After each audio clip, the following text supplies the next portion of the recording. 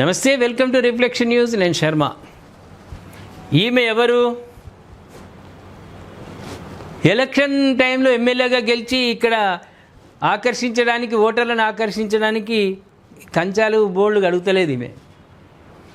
ఈమె చేసిందే ఆ వృత్తి. 2500 నెలకు సంపాదిస్తుడనేటి ఇట్లా పని మనిషిగా ఉండి, మరి ఈమె గురించి ఎందుకు వార్తల్లో చెప్పాల్సి వస్తున్నది మనము మన రిఫ్లెక్షన్లో? అంటే ఈమె ఇప్పుడు ఎమ్మెల్యే, ఒక పని మనిషిగా ఉన్నటువంటి ఈమె ఇవాళ అసెంబ్లీలో రేపు ఎమ్మెల్యేగా ప్రమాణ స్వీకారం చేయబోతోంది. అది అదృష్టం కలిసి వస్తే చెద్దరు కప్పుకొని వన్నోని కూడా అదృష్ట దేవత కదిలిచ్చి ప్రజాసేవకు వెళ్ళమంటది. అదృష్టం. రెండోది అహంకారం. అహంకారం లేనటువంటి ఏ వ్యక్తి అయినా వృద్ధిలోకి వస్తాడు. అహంకారం వచ్చిందా ఇక పతనం ఇవ్వండి. ఎన్నికల ఫలితాల్లో ఒక మహిళ విజయం ఆసక్తికరంగా మారింది. భాజపా తరఫున పోటీ చేసిన కలిత మాఝీ హౌస్ గ్రామ్ నియోజకవర్గంలో గెలుపొందారు.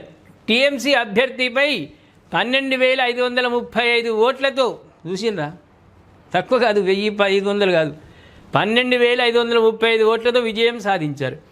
మాఝీ గతంలో పలు ఇండ్లలో పని మనిషిగా చేశారు. నెలకు 2,500 సంపాదించింది.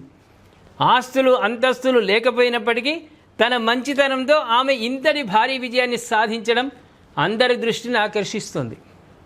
తెలుసా, ఆమె చేసినటువంటి పని పాచి పని అయినా సరే ఊళ్ళో తన ప్రాంతంలో తిరుగుతూ సాధక బాధకాల్లో ఉంది కాబట్టి ఆమె ఎమ్మెల్యే అయింది. వాళ్ళు గుస్కార్ మున్సిపాలిటీకి చెందిన మాఝీ రాజకీయాల్లోకి రాకముందు పలు ఇళ్లలో సహాయకురాలిగా పనిచేశారు.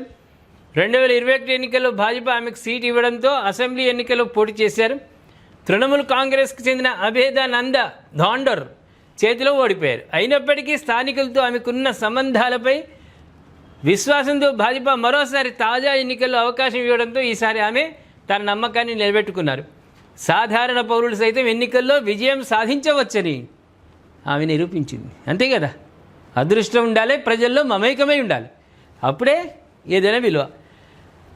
విజయం బెంగాల్ రాజకీయాల్లో ఒక నిర్మాణాత్మకమైన మార్పును సూచిస్తోంది. మరోవైపు తమిళనాడులోనూ ఓ ఆటో డ్రైవర్ టీవీకే తరఫున ఎన్నికల్లో పోటీ చేసి ఎమ్మెల్యే అయ్యాడు. టీవీకే అధినేత విజయ్ కార్ డ్రైవర్ కుమారుడు కూడా ఈ ఎన్నికల్లో భారీ విజయం సాధించాడు. అంతే, అదృష్టం, కిస్మత్. పెద్దలు అంటారు, టాలెంటు గుమ్మడికాయ ఎంత ఉన్నా సరే అదృష్టం నువ్వు గింజదాలు.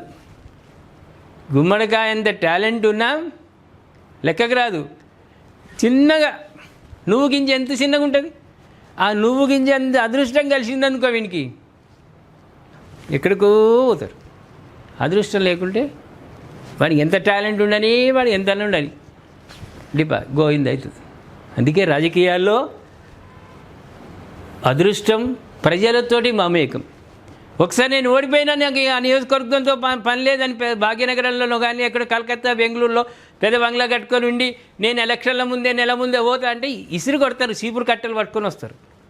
ఇన్ని రోజులు ఎటువైనవురా, మా సాధక బాధకాలలో నువ్వు పాలు పంచుకోలేదు, నువ్వు ఓడిరా, నామినేషన్ వేస్తాను అంటారు.